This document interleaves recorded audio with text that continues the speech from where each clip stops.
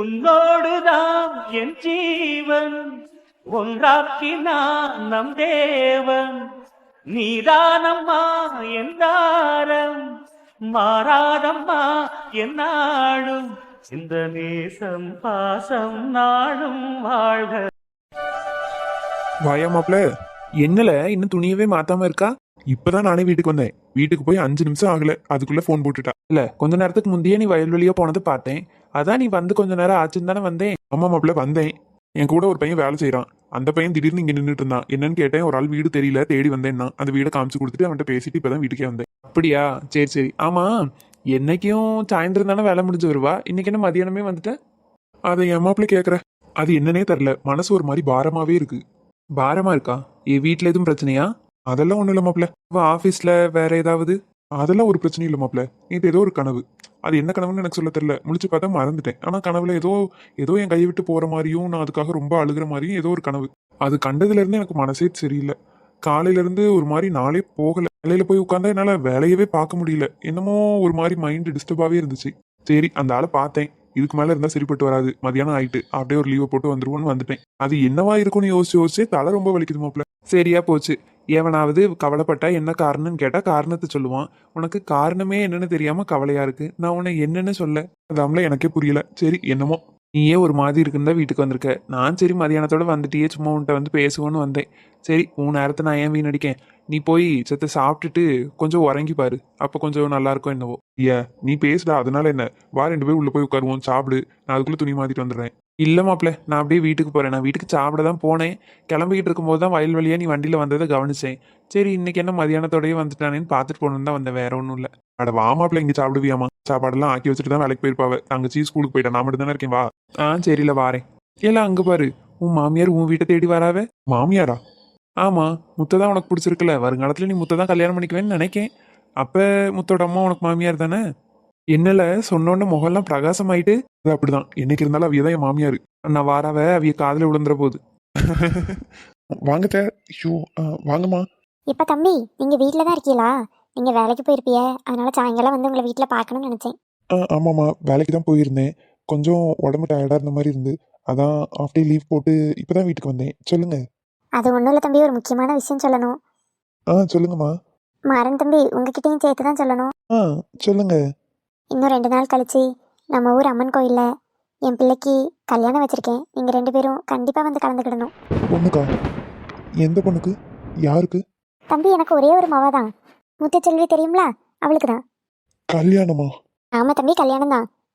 மாப்பிள்ளை என் வீட்டுக்காரருக்கு அக்கா அம்மாவே வரும். கூட பிறந்த அக்கா இல்ல, பெரியம்மா மாவ அவிய பையன்தான். ரெட்டையார்பேட்டையில பெரிய பங்களாலாம் உண்டு. நல்ல அவங்க வசதி. சென்னையில இருக்காவ.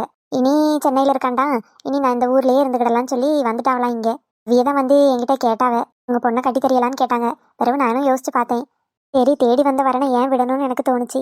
நாங்களும் ரொம்ப கஷ்டப்படுற குடும்பம் தான். இனி அவள் படிப்பை முடிச்சுட்டு பிறகு பொறுமையாக யாரையும் தேடினாலும் அவியலுக்கு வரதட்சணை எல்லாம் கொடுத்து பிள்ளையை கட்டி கொடுக்குற அளவுக்கு எங்ககிட்ட வசதி இல்லை.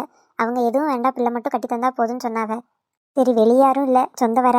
அதான் சரி யோசிச்சு பார்த்தேன். இதெல்லாம் முடிவு பண்ணிட்டேன். இப்போதைக்கு கல்யாணம் கோயிலில் வச்சு சிம்பிளாக பண்ணிக்கலான்னு சொன்னாவ. அதனால ஊருக்குள்ளேயே ஒரு 5 குடும்பத்துக்கு தான் சொல்லுதேன். வந்துருங்க கண்டிப்பா. அன்னைக்கு அந்த கடன் கொடுத்தவர் அப்படி வந்து பேசும்போது நீங்கள் 2 பேரும் தான் வந்து அந்த சூழ்நிலையிலேருந்து எங்களை காப்பாற்றினீங்க. உங்களை என்றைக்கும் மறக்க மாட்டேன். 2 பேரும் முன்ன நின்று என் மக கல்யாணத்தை சிறப்பாக நடத்தி தரணும். கண்டிப்பாக வந்துருங்க தம்பி. என்ன, நான் கோயில் வரைக்கும் கொஞ்சம் போக வேண்டியிருக்கு, போயிட்டு வரேன். சரிம்மா. மாப்பிள்ள? இல்ல மாப்பிள்ள. ஆ ஆ சொல்லல. என்ன என்னல இப்படி சொல்லிட்டு போறாவ? எனக்கும் ஒன்றும் புரியல. முத்துக்கு கல்யாணமா? இன்னும் 2 நாள்லையா? முத்து எப்படி கல்யாணத்துக்கு சம்மதிச்சா? ஏன் மாப்பிள்ள, நான் தான் முத்துவை லவ் பண்ணேன். அவ தான் என்ன லவ் பண்ணலையே. பிறகு என்ன, நான் லவ் பண்றேன்னு கூட அந்த பிள்ளைக்கு சொன்னதில்லை. அதனால வீட்டில் மாப்பிள்ளை பார்த்ததும் சரின்னு சொல்லியிருப்பா.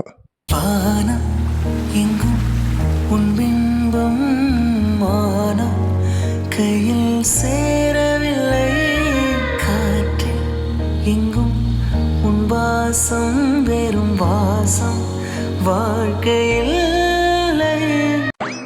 அர்ஜுன், உனக்கு குளிர்தா குளிர்லையா? ஏன் இப்படி கேட்குற? உனக்கு ரொம்ப குளிர்தா?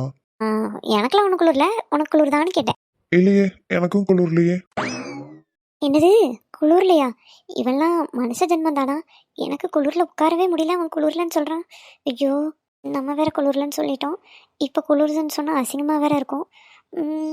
இவன் எப்போ ரூமுக்கு கூட்டிகிட்டு போவான்னு வேற தெரியலையே. பேசாமல் நம்மளே ரூமுக்கு கிளம்பிடலாமா? எப்படி இவன் கிட்ட சொல்கிறது? ஏன் ரூம் கிளம்புறேன்னு கேட்டால் என்ன ரீசன் சொல்கிறதுன்னு வேற தெரியல. ஆதிரா, இந்த வியூ பாத்தியா எவ்வளோ அழகா இருக்கு. ஆ ஆமாம் அர்ஜுன், ரொம்ப அழகாக இருக்குது. நல்லா இந்த சில்னஸ்ல ஃபயர் போட்டு பக்கத்துல உட்காந்துருக்கிறது நல்லா இருக்குல்ல. இது ஒரு புது எக்ஸ்பீரியன்ஸ் தானே.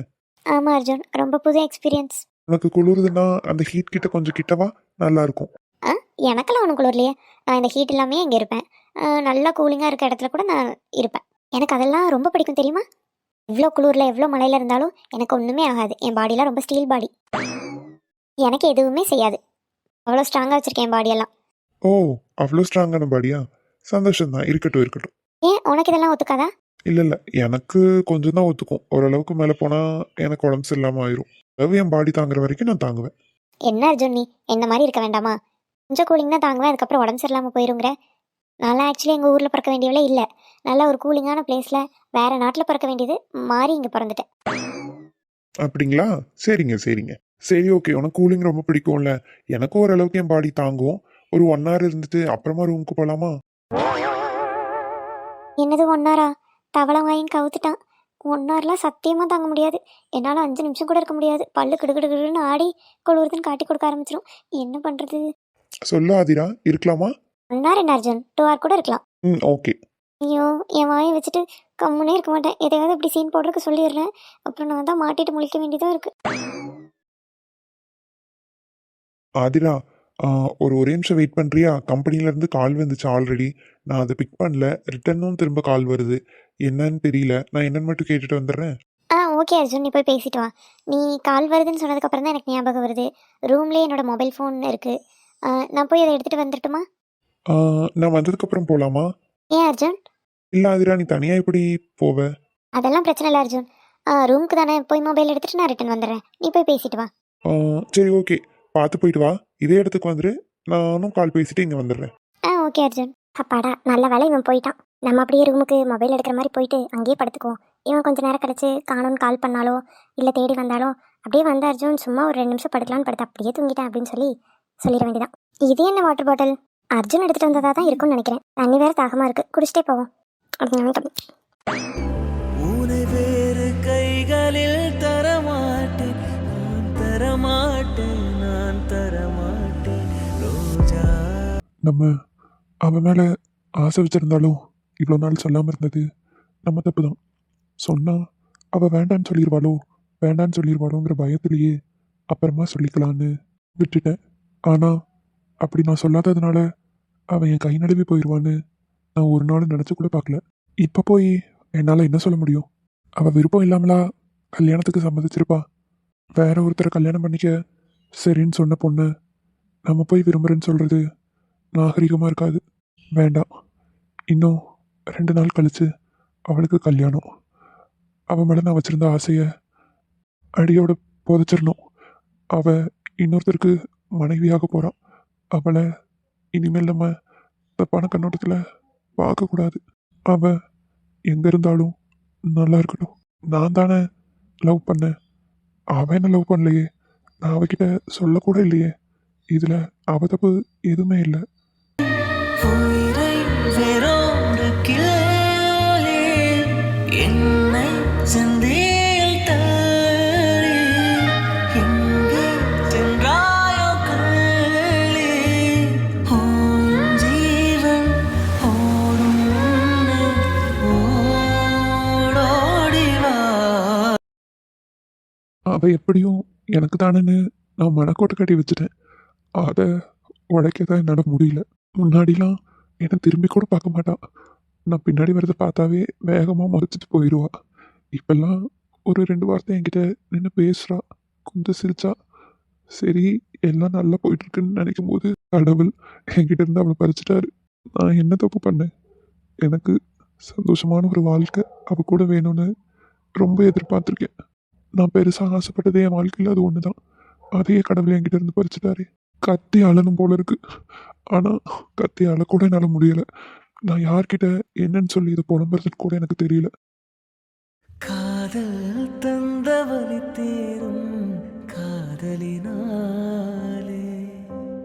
கண்ணீரோடு முத்தங்கள் கலந்ததினாலே.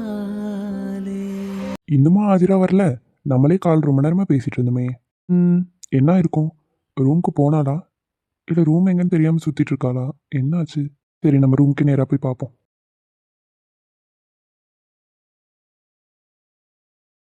என்ன இது? இங்க தானே வச்சுட்டு போனேன். ஐயோ, காணுமே. யார் இந்த பையன்? என்னமோ தேடிட்டு இருக்கான். எதையும் மிஸ் பண்ணிட்டானோ என்னமோ தெரியலையே. ப்ரோ, சொல்லுங்க ப்ரோ. இல்லை, கொஞ்ச நேரமா உங்களை பார்த்துட்டு இருக்கேன். எதையோ தேடிட்டே இருக்கீங்க. என்னாச்சு? எதுவும் பொருளை மிஸ் பண்ணிட்டீங்களா என்ன? ஆமாம் ப்ரோ. என்னன்னு சொல்லுங்க ப்ரோ, நான் வேணா தேடி பார்க்குறேன். அது வந்து வாட்டர் பாட்டில் ப்ரோ. அட, என்ன ப்ரோ நீங்கள் வாட்டர் பாட்டில் தானா? நான் நீங்கள் தேடுறதை பார்த்து வேற ஏதோ விஷயம் நினச்சிட்டேன். சரி விடுங்க, அந்த வாட்டர் பாட்டில் போனால் என்ன வேற வாங்கிக்கலாம். இல்லை ப்ரோ, அந்த வாட்டர் பாட்டில் தான் வேணும். ஏன், அதில் அப்படி என்ன ஸ்பெஷல்? இது உங்ககிட்ட சொல்கிறக்கு என்ன ப்ரோ, நாங்கள் ஃப்ரெண்ட்ஸாக ஒரு 7 பேர் ட்ரிப் வந்தோம். என் ஃப்ரெண்ட்ஸ் எல்லாம் சரக்கு போட்டுட்டு இருந்தாங்க. நான் கொஞ்சம் என் ஆள் கூட ஃபோன் பேசிகிட்டு இருந்தேன். எங்கே விட்டா இவங்க நான் பேசி முடிச்சுட்டு வரதுக்குள்ளே எல்லாத்தையும் குடிச்சிருவாங்களோன்னு பயந்து ஒரு வாட்டர் பாட்டிலில் கொஞ்சம் சரக்கு ஊற்றி இங்கே ஒளிச்சு வச்சுருந்தேன். கொஞ்சம் தள்ளி தான் நாங்கள் எல்லாமே இருந்தோம். அதான் அவங்களுக்கு தெரியாமல் இருக்கட்டும்னு இங்கே கொண்டு வந்து வச்சுட்டு நான் கால் பேசிகிட்டு இருந்தேன். அப்புறம் இங்கே வந்து இப்போ பார்த்தா அந்த பாட்டிலை காணோம். யார் எடுத்துகிட்டு போனாங்கன்னு தெரியல. அட என்ன ப்ரோ, நீங்கள் கொஞ்சம் கேர்ஃபுல்லாக இருந்திருக்கலாம்ல. இப்படியே மிஸ் பண்ணுவீங்க? அதான் பாருங்க ப்ரோ, கடைசியில் என்னால் குடிக்க முடியாமல் ஆயிட்டு. சரி ப்ரோ, தேடி பார்க்குறேன். கிடைச்சா குடிக்கிறேன், இல்லைன்னா பார்த்துக்கிடுவோம். வேற என்ன செய்ய. Okay bro, carry on. Bye bro. Bye bro. நீ இங்கே தான் இருக்கியா ஆதிரா? மொபைல் எடுத்துகிட்டு வரேன் தானே சொன்னேன். அப்படியே கீழே வரல? கூட என்னாச்சும் ஏதாச்சும்னு பயந்துட்டேன். இங்க வா, இங்க வாயேன். என்னாச்சு இவளுக்கு? சம்மந்தமே இல்லாமல் சிரிச்சுட்டு இங்கே வாங்குறா. Athira, are you okay? Okay okay.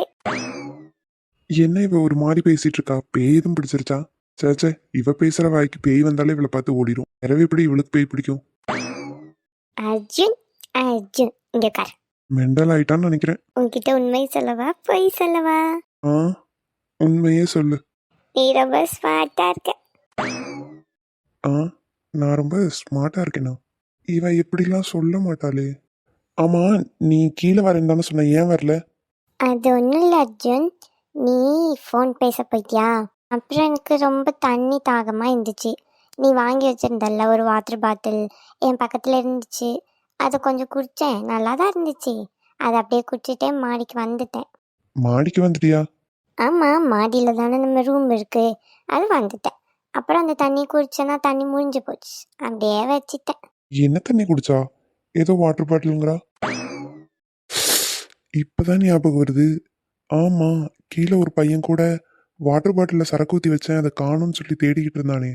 அடி பாவி, தண்ணின்னு நினச்சி சரக்கு குடிச்சிட்டு இப்படி உட்காந்து பேசிக்கிட்டு இருக்கேடி. பாவம், அங்கே அந்த பையன் சரக்கை தொலைச்சிட்டு தேடிக்கிட்டு இருக்கான். கடைசியில் அதை எடுத்துட்டு வந்தது என் பொண்டாட்டி தானா? சரியா போச்சு. இவன் நார்மலாக இருந்தாவே பைத்தியக்காரி மாதிரி பண்ணுவா. போதையில் வேற இருக்கா. என்னென்ன பண்ண காத்திருக்காளோ எனக்கு ஒன்றும் புரியல. அர்ஜுன், உனக்கு என்ன பிடிக்குமா? பிடிக்கும் ஆதிரா. எவ்வளோ பிடிக்கும்? நிறைய பிடிக்கும். நிறையானா எவ்வளோ?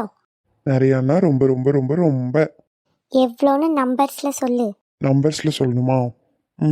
1 crore. ஏய் ஏய் ஏய், ஏன் அழுகிற? உனக்கு என்ன வெறும் 1 கோடி அளவுக்கு தான் பிடிக்குது. ஆனால் எனக்கு உனக்கு எவ்வளோ பிடிக்கும் தெரியுமா? சரி, உனக்கு என்ன எவ்வளோ பிடிக்கும்?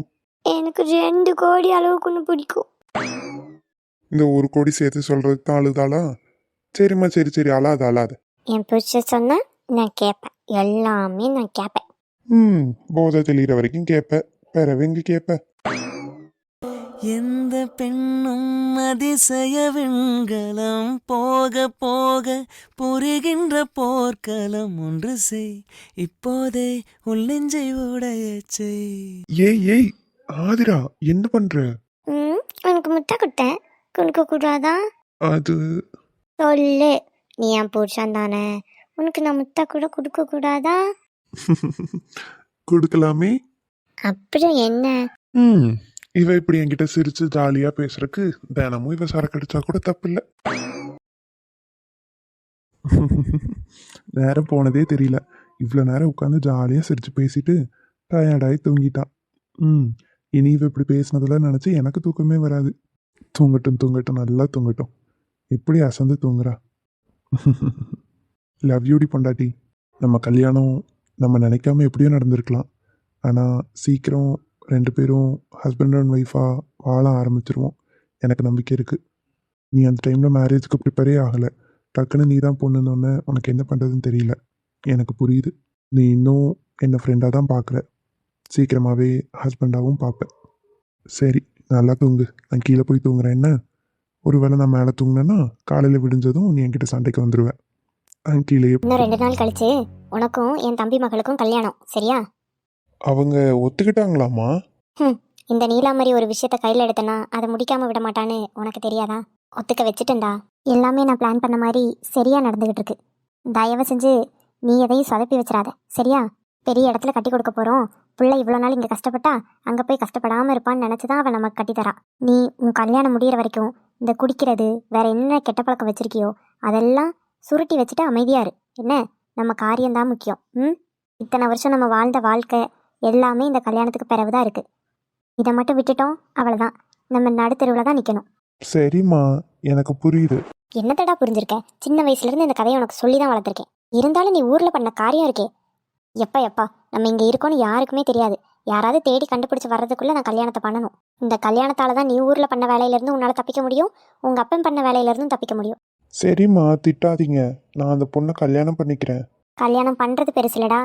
அதுக்கப்புறம் உன்னை என்ன பண்ண சொல்லியிருக்கேன்? அவளுக்கு தெரியாமல் அவகிட்ட கையெழுத்து வாங்கி தரணும், அதுதானே? ஆமாம். இங்கே பாரு விக்கி, இத்தனை வருஷம் நம்ம வாழ்ந்த வாழ்க்கை, நம்மக்கிட்ட இருக்க சொத்து எல்லாமே அவங்களோடது தான். இது இப்போ வரைக்கும் என் தம்பிக்கும் தெரியாது, என் தம்பி பொண்டாட்டிக்கும் தெரியாது. இது எல்லாமே ஒன்று விடாமல் எங்கள் சித்தப்பாவோட சொத்து. ஏன், இப்போ நம்ம இருக்க பங்களா கூட எங்கள் சித்தப்பாவோட சொத்து தான். என்ன பண்ணுறது, இத்தனை சொத்தையும் வச்சு எங்கள் சித்தப்பாவுக்கு ஒரே ஒரு பையன்தான்.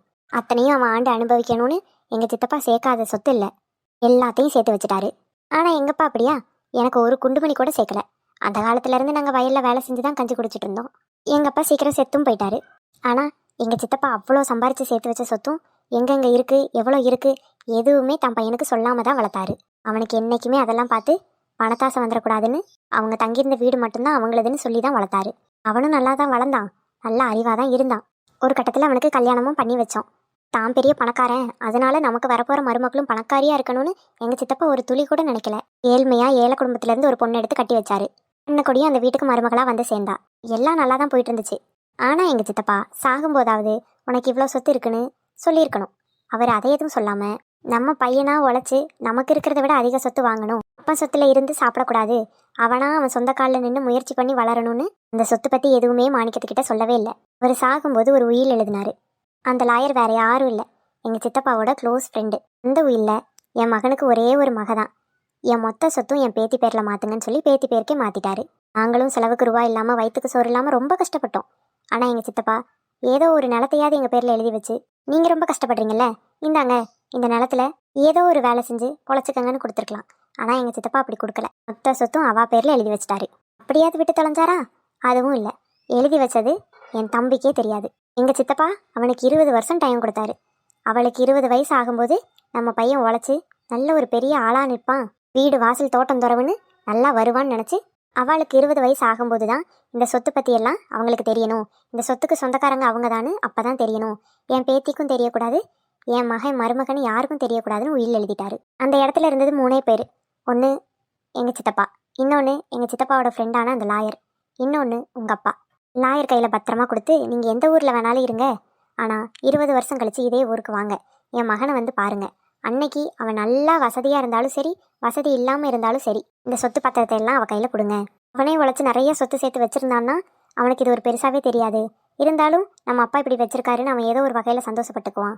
ஒருவேளை அவன் அப்படி எதுவும் இல்லாமல் ரொம்ப ஏழ்மையாக இருந்தான்னா அவன் 20 வருஷம் பட்ட கஷ்டத்துக்கு அது ஒரு பலனாக இருக்கட்டும் அப்படின்னு சொல்லி அந்த லாயர்கிட்ட கொடுத்துட்டு போயிட்டாரு. இது உங்கள் அப்பாவுக்கு தெரியும்ல. ஒரு வருஷம் நாங்களும் வெயிட் பண்ணி பார்த்தோம். அந்த லாயர் இந்த ஊர் பக்கமே வரலை. இவர் சொன்ன வார்த்தையை காப்பாற்றணுங்கிறக்காக அந்த பிள்ளைக்கு 20 வயசு ஆகிற வரைக்கும் வரமாட்டேன்னு அவர் வெளியூரில் வேலைக்கு போயிட்டாரு. இந்த ஊர் பக்கமே அவர் வரலை. பிறகு ஒரு 3 வருஷம் கழிச்சு அந்த பிள்ளைக்கு 4 வயசு, உனக்கு அப்போ 6 வயசு. அவர் வரவே இல்லை. அவர் எப்படியும் 20 வயசில் தான் வருவாருன்னு தெரிஞ்சுக்கிட்ட உங்கள் அப்பா அவருக்கு எங்கெங்கே சொத்து இருக்குது எல்லா விவரமும் அன்றைக்கி அவர் கேட்டதை வச்சு இவரா போலி பத்திரம் அடிச்சிட்டாரு. எனக்கு ஒரு பெரிய இடத்துல வேலை கிடைச்சிருக்கு, அங்கே நிறைய சம்பளம் கிடைக்கிது அப்படின்னு சொல்லி அதனால இந்த இடத்தெல்லாம் வாங்கணும், இந்த சொத்தெல்லாம் வாங்கணுங்கிற மாதிரி ஊர் உலகத்துக்கு காட்டிக்கிட்டாரு. அதை வச்சு தான் நாங்கள் இவ்வளோ நாளும் ஆண்டுகிட்டு இருக்கோம். ஏன் இப்போ சென்னையில் இருக்க வீடு, சென்னையில் நம்ம பண்ணுற பிஸ்னஸ் எல்லாமே அவங்களோட தான். இது அவங்களுக்கு இப்போ வரைக்கும் தெரியாது. இப்போ அந்த பிள்ளைக்கு 20 வயசு ஆயிடுச்சு.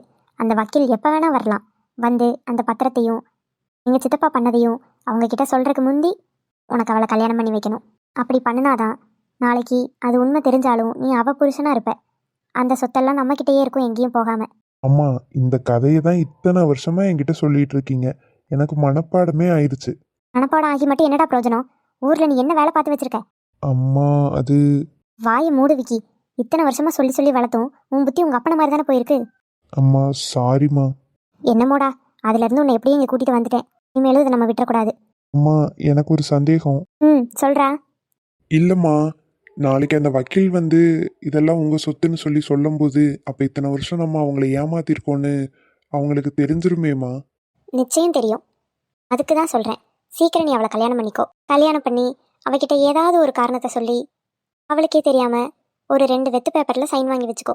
அந்த வக்கீல் வந்து என்னைக்கு இந்த உண்மையெல்லாம் சொல்லி தெரியுதோ அதில் அன்னைக்கு நம்ம அவள் கைப்பட எல்லா சொத்தையும் உன் பேரில் எழுதி தந்த மாதிரி நம்ம அதை மாற்றிக்கிடலாம். அம்மா, எப்படிம்மா உங்களுக்கு இப்படி மூளை வேலை செய்யுது? இந்த ஐடியா எனக்கு தோணவே இல்லை பாருங்களேன். இப்படியெல்லாம் யோசிச்சு தாண்டா இத்தனை வருஷம் நான் அப்படி ஆண்டுட்டு இருக்கேன். அதானே, நீலாம்பரியா கொக்கா?